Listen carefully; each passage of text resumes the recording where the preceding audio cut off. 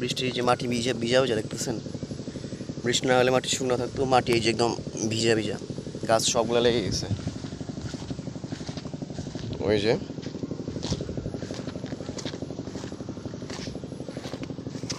এই যে গাছ লেগে গেছে সব, বৃষ্টি হওয়ায়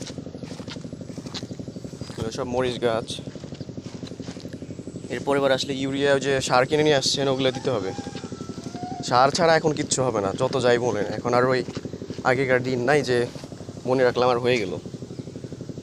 এই যে মরিচ গাছ সবগুলো সুন্দর, এখানে রোদ পায় পর্যাপ্ত, আর বৃষ্টি হইতেছে, হয়ে যাবে আর কি।